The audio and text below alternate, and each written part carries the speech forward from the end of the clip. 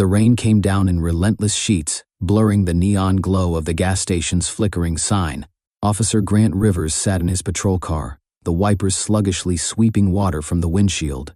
His radio crackled to life, dispatch relaying the details of a disturbance. As he listened, his jaw clenched. A traffic stop turned hostile. The voice on the other end sounded tense, almost accusatory, as if the chaos was the suspect's fault. When Grant arrived, the scene was already spiraling out of control. A 19-year-old woman, Lena Carter, was being restrained by Officer Rourke. Her face was pressed against the wet asphalt, her cries nearly drowned out by the storm. A small crowd had gathered at a distance, murmurs of disapproval rippling through the air. Grant stepped out of his cruiser, pulling his hood up against the rain. As he approached, Rourke turned to him, his grip on Lena firm. She was resisting, Rourke barked. Had to take her down. Grant's gaze flicked to Lena, her eyes locked onto his, wide with anger and fear. Resisting? She spat, her voice trembling. I was getting my license. He dragged me out. The onlookers edged closer, their voices growing louder. This is too much, one woman yelled. She's just a kid. Another held up their phone, recording the incident. Back up, Rourke barked at the crowd, but the tension was thick, the storm amplifying the unease. Grant crouched beside Lena. Are you hurt? He asked quietly. She nodded, her breath hitching. My wrist, and my head. Let her go, Rourke, Grant said, standing. His tone was measured, but firm. She's under arrest, Rourke snapped. For what? A broken taillight? Rourke's eyes narrowed. Obstruction. She wouldn't give me her ID. She was scared, Grant said evenly. Let me handle this. Reluctantly, Rourke stepped back, muttering under his breath. Grant helped Lena sit up, his heart sinking as he noticed a bruise forming on her temple. We'll get this sorted, he told her. Just stay calm. As Grant walked her to his cruiser, the murmurs from the crowd shifted. Some voices thanked him, others were skeptical. Is this just for show? Someone called. Grant felt the sting of the words. He wanted to believe he was doing the right thing, but the weight of the badge often blurred the lines. Back at the station, the footage from Rourke's dashcam told a damning story. Lena had been compliant, albeit nervous, as she searched for her license. Rourke's patience had worn thin, and within minutes, he'd yanked her from the car. The video showed no sign of resistance. Grant stared at the screen, his stomach churning. This wasn't just a bad call. It was something deeper, something systemic. He closed his eyes, the echoes of the storm still ringing in his ears. The sound of the gavel striking wood reverberated through the small town hall. It was an unassuming building, its paint peeling and benches worn from decades of town meetings. But tonight, it was standing room only. Arbor Falls residents, from every corner of the small, divided town, had gathered for a meeting that would decide the course of the community's future. Reverend Carter stood at the front of the room, his voice echoing with the conviction of a man who had spent years fighting for equality. This isn't just about Lena, he declared, gripping the edges of the podium with weathered hands. This is about every child in this town who has to live in fear of the people who are supposed to protect them. Grant leaned against the wall at the back of the room, his police uniform making him stick out like a sore thumb among the civilians. He'd come straight from his shift, unable to shake the events of Lena's arrest. He watched as the Reverend's words rippled through the crowd, stirring murmurs of agreement and the occasional scoff. I taught my daughter to be respectful, Reverend Carter continued, his voice steady. I taught her to follow the rules, and yet it wasn't enough to keep her safe. Grant felt a pang of guilt. He'd been in Lena's shoes once, years ago. Fresh out of college, he'd been pulled over for a broken taillight. The officer had been curt, dismissive, and all too eager to assert his authority. That experience had inspired Grant to join the force, vowing to be the change he wanted to see. But tonight, he questioned how much change he'd really brought. The mayor, a thin, graying man who always seemed to be on the verge of retreat, shifted uncomfortably in his seat. Reverend Carter, he began, we understand your concerns, and I want to assure you, the town council is committed to addressing these issues. Reverend Carter raised an eyebrow. With respect, Mayor Lyle, I've heard these assurances before. Promises are easy. Action is hard. The room erupted into applause, but Grant noticed the tight-lipped expressions of the council members. Change, it seemed, would be an uphill battle. As the meeting adjourned, Grant lingered near the Reverend Carter approached him, his eyes searching. Officer Rivers, he said, his tone measured. I saw you at the scene. You helped my daughter. Grant nodded. She didn't deserve what happened to her. No, she didn't. The Reverend studied him for a moment. "You're one of the good ones, Officer Rivers, but even the good ones have to decide which side they're on." Grant opened his mouth to respond, but Reverend Carter was already walking away, his shoulders straight, despite the weight of the world resting on them. The drive home was quiet, save for the low hum of the engine. Grant's thoughts were anything but. The Reverend's words lingered in his mind, tugging at a part of him he'd tried to suppress. He pulled into his driveway, the familiar sight of his modest home offering little comfort. Inside, his wife Rachel was waiting. A civil rights attorney with a sharp mind and an even sharper tongue. She was the one person who could see through Grant's carefully constructed facade. "You're late," she said, handing him a mug of coffee. "Town meeting," he replied, sinking into the couch. She arched an eyebrow. "Let me guess, a lot of promises, no real solutions." Grant sighed. "Something like that." Rachel sat beside him, her expression softening. "You've been quiet since Lena's arrest. What's going on?" He stared into his coffee, the dark liquid swirling like the thoughts in his mind. "I'm starting to wonder if I'm part of the problem." Her gaze was steady, unwavering. "You're not the problem, Grant. But you have a choice to make. Are you going to stand by and watch, or are you going to fight for what's right?" Grant looked at her, the weight of her words settling in his chest. He'd always believed in the power of change, but tonight, that belief felt fragile. Still, he couldn't shake the feeling that Lena's case was just the beginning. If you're interested, don't forget to subscribe and like it. Lena Carter sat on the edge of her bed, staring at the chipped paint on the wall of her small bedroom. The space felt suffocating, the air thick with the weight of recent events. Her phone buzzed incessantly on the bedside table, notifications flooding in from classmates, news outlets, and strangers on social media. She had gone viral. The video of her arrest had been shared thousands of times. It wasn't just Arbor Falls watching anymore. News anchors dissected the footage, pundits debated her every move, and hashtags like #JusticeForLena were trending. Yet for all the noise, Lena felt invisible. Her father's voice echoed through the house, rising and falling with a familiar passion. He was in the living room, on a call with someone important. Lena didn't need to hear the words to know he was fighting for her. He always had been, in his own way. But tonight, she didn't want speeches or assurances. She wanted quiet. She pulled her knees to her chest, her thoughts racing. What had she done wrong? She'd been nervous, yes, but who wouldn't be? The officer's anger had felt immediate, like he'd decided who she was before she'd even spoken. And now the world was watching, analyzing her every move, every word, every expression. Her phone buzzed again, and this time she picked it up. A new message from her best friend, Tasha. "Tasha, girl, have you seen this? They're saying you were combative." "Combative?" Lena scrolled through the attached link, her stomach churning. A local news segment was playing, the anchor's tone clipped and measured. "Some are questioning the narrative surrounding Lena Carter's arrest," the anchor said. Newly surfaced footage from a bystander shows her appearing agitated and refusing to comply with Officer Rourke's orders. The video played, taken from a different angle. It captured Lena standing outside her car, her hands gesturing as she spoke to the officer. Without context, her movements looked frantic. Her voice, though pleading, could be misinterpreted as defiant. Lena dropped the phone, her chest tightening. "They're twisting everything," she whispered.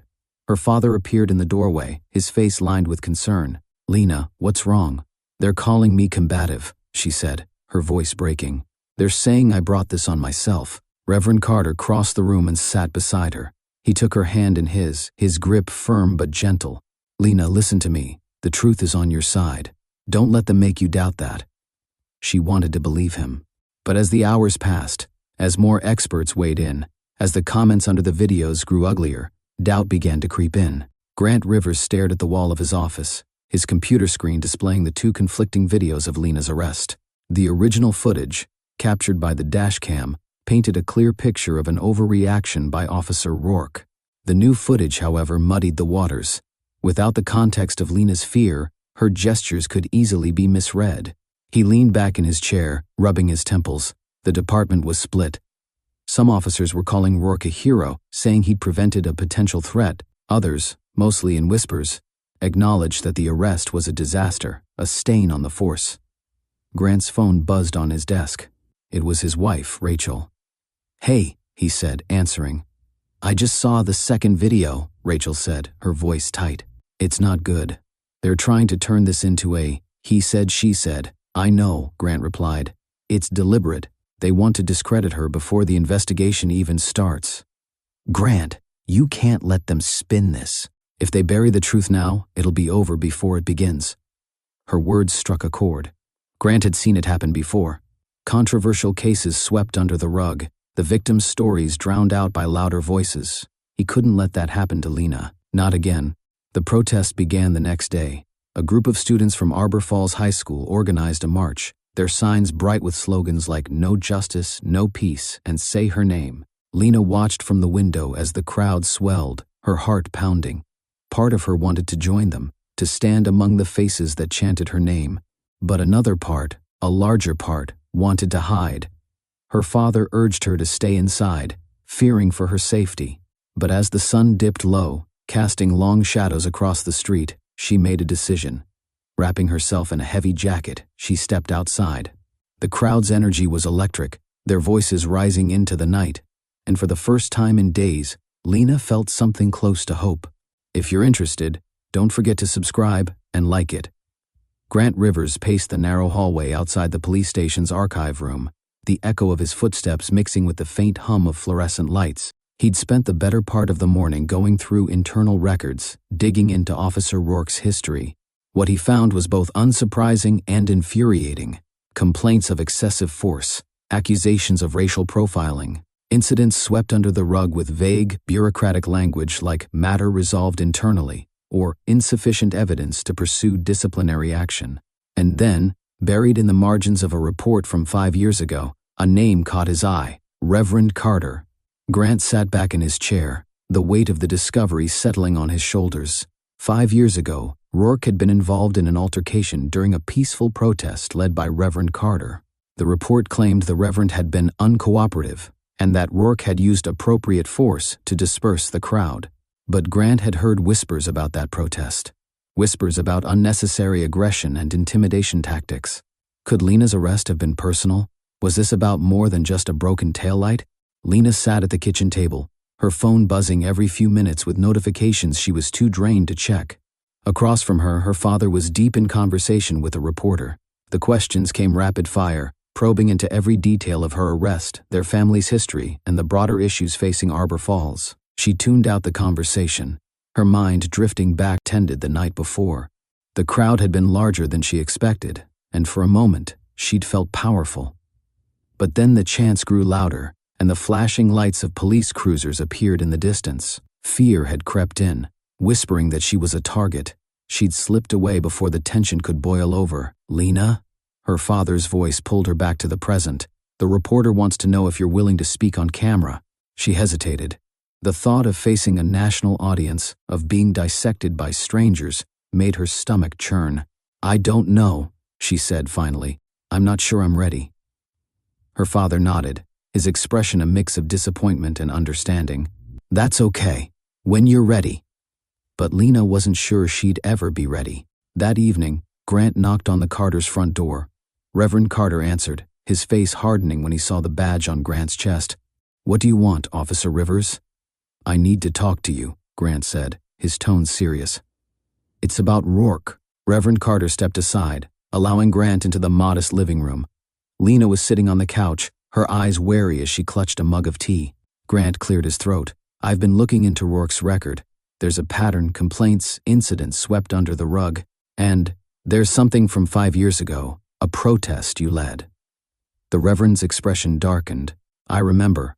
Rourke was there. He was aggressive from the start, shoving people, shouting. When I tried to intervene, he pushed me to the ground, claimed I was inciting violence."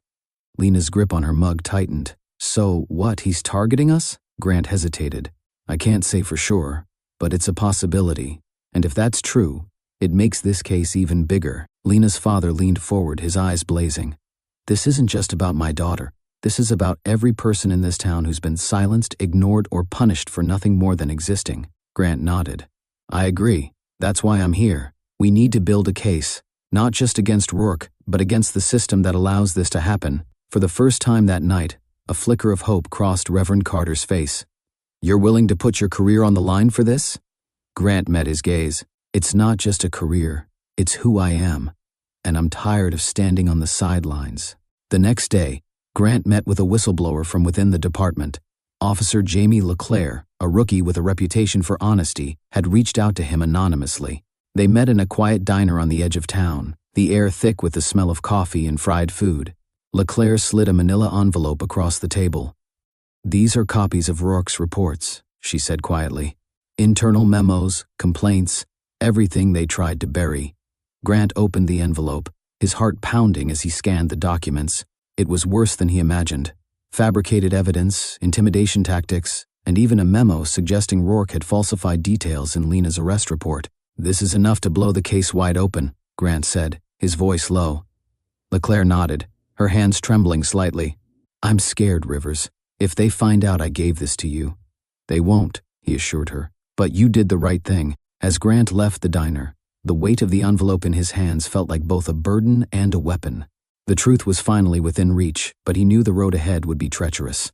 The morning sky was a muted gray as the first protesters gathered outside the Arbor Falls police station. The air hummed with anticipation, a quiet storm of emotions brewing beneath the surface. By mid-afternoon, the crowd had swelled to hundreds, their voices echoing through the narrow streets of downtown. Signs bobbed above the sea of people, painted with messages like "Justice for Lena" and "End police corruption."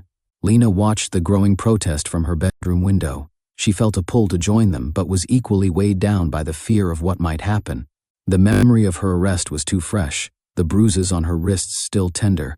But as the chants grew louder, something inside her stirred, an ember of defiance she couldn't ignore. Her father knocked gently on her door. "Lena," he said, stepping inside, "they're asking for you. People want to hear your voice." She turned to him, her throat tight. "What if I mess up? What if I say the wrong thing?" Reverend Carter placed a steady hand on her shoulder. "You've lived this, Lena. Your truth is enough." Across town, Grant Rivers stood at the edge of the protest, his badge tucked discreetly under his jacket. He wasn't here as an officer today. He was here as a man who'd had enough of excuses and silence. The scene was tense. A line of officers, shields at their sides, stood between the protesters and the station entrance.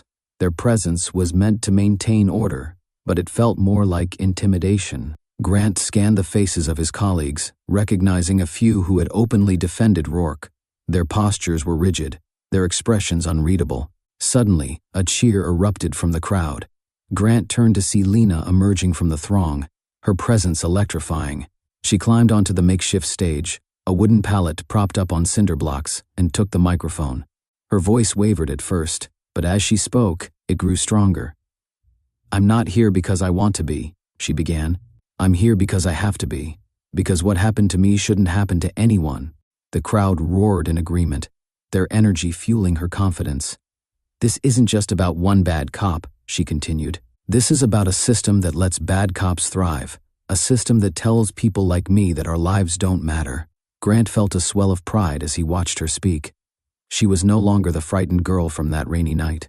She was a force to be reckoned with, but the moment was short-lived. If you're interested, don't forget to subscribe and like it. A commotion broke out at the edge of the crowd. 2 protesters had been detained by officers, their arms twisted behind their backs. The chants turned into shouts of outrage, the atmosphere teetering on the edge of chaos.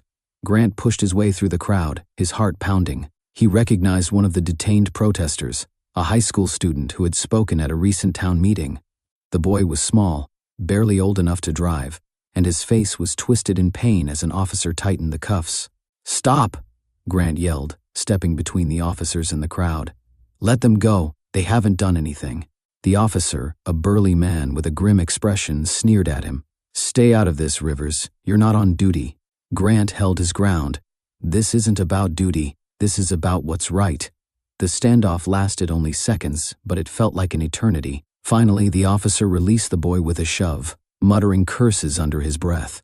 The crowd erupted in cheers, but Grant knew this small victory came with a price. Later that evening, Grant met with Lena and her father in their living room. The weight of the day hung heavy in the air. "They're not going to let this go," Reverend Carter said, his voice low. "You've made yourself a target, Grant." "I already was," Grant replied. "But this is bigger than me, bigger than all of us." Lena looked at him, her eyes filled with determination. "What do we do now?" "We keep going," Grant said. "I've got evidence, real evidence, that can take this to the next level. But we'll need the community behind us. This fight isn't over." But even as they planned their next steps, forces were moving against them. Inside the police department, whispers turned into orders. Internal Affairs launched a quiet investigation, not into Rourke, but into Grant.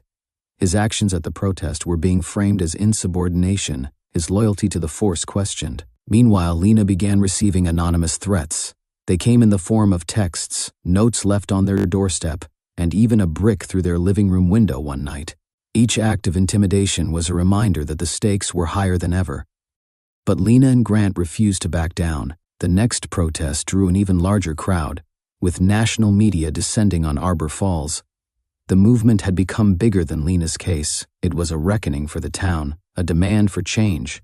The courtroom was packed to capacity. Reporters lined the back walls, their cameras trained on the plaintiff's table, where Lena Carter sat beside her father and her attorney, Angela Price. The air buzzed with anticipation, the culmination of weeks of protests and investigations coming to a head. At the defendant's table, Officer Rourke sat with his legal team, his jaw set in defiance. Grant Rivers entered the room quietly, slipping into a seat near the front. His testimony was scheduled for later in the day, and he spent the morning mentally rehearsing his words. The envelope of evidence from Officer Leclerc rested heavily in his briefcase, a ticking time bomb he knew could change everything. Angela Price rose to give her opening statement, her voice cutting through the courtroom like a razor. This case isn't just about Lena Carter. It's about a system that has allowed prejudice and abuse to fester unchecked. Today, we will show you how a young woman's life was forever changed by the reckless actions of Officer Rourke, and how the department's policies protected him instead of the people he was sworn to serve. Lena watched as Angela laid out the case, piece by piece. The dashcam footage played on the large screen, showing Rourke pulling her from the car, her terrified pleas echoing through the room. Then came the conflicting bystander video, which Angela skillfully dismantled, pointing out how it had been selectively edited to cast doubt on Lena's story. As the prosecution called its first witnesses, the room hung on every word. Community members testified about their own experiences with Rourke, unnecessary stops, hostile interactions, and veiled threats. By the time Grant was called to the stand, the mood in the room had shifted. The defense's narrative of justified action was unraveling. Grant adjusted the microphone in front of him, his palms slick with sweat. He looked out at the sea of faces, some hostile, others hopeful, and began. "Officer Rourke's actions that night were not justified," he said firmly. "I reviewed the dashcam footage. Lena Carter did not resist. She was compliant, but she was scared. And instead of de-escalating, Officer Rourke escalated." The defense attorney pounced. "Officer Rivers, isn't it true that tensions were high that night? That Officer Rourke may have acted out of concern for his safety?" Grant didn't flinch. Tensions were high because Officer Rourke created them. And safety? Lena Carter posed no threat. She was unarmed, cooperative, and frightened. That's not a threat. The defense shifted tactics, attempting to undermine Grant's credibility by questioning his loyalty to the department. "You've been accused of insubordination, haven't you?" "I have," Grant admitted. "But that's because I chose to speak out against corruption. If loyalty means turning a blind eye to injustice, then no, I'm not loyal." A murmur rippled through the courtroom. Grant locked eyes with Lena, silently reassuring her that he was there for the truth. As the day wore on, Angela unveiled the most damning piece of evidence, the contents of the manila envelope. Internal memos detailing complaints against Rourke, records of falsified reports, and the whistleblower statement from Officer Leclerc painted a picture of systemic failure. The courtroom was electric as the evidence was read aloud. Rourke's expression darkened, his composure cracking for the first time. Even the police chief, present in the courtroom, shifted uncomfortably as the truth was laid bare. Outside, the protests reached a fever pitch. News vans lined the streets as activists chanted Lena's name. Inside, the defense scrambled to regain footing, but with each passing hour, their arguments grew weaker. The tide had turned. Weeks later, the verdict came down. Rourke was found guilty of misconduct and excessive force. Lena's charges were formally dropped, and she was awarded a settlement to cover the emotional and physical toll of her ordeal. But for Lena, the money wasn't the victory. The victory was in the solidarity she felt from her community, and the hope that her case would bring real change. Grant faced disciplinary action for his testimony, but it didn't matter. He resigned from the force, choosing instead to work as a consultant for police reform initiatives. His decision sent shockwaves through Arbor Falls, inspiring other officers to question their roles in the system. Lena became a symbol of resilience, Speaking at rallies and town halls about her experience, she channeled her trauma into action, advocating for policies that would hold law enforcement accountable. The town of Arbor Falls didn't change overnight. Progress was slow, often frustrating, but for the first time there was movement toward a future where justice wasn't a privilege, but a right. If you found this interesting, be sure to subscribe to the channel and listen to the full story. And if you've seen or experienced something similar, I'd love to hear your story in the comments. All the best to you.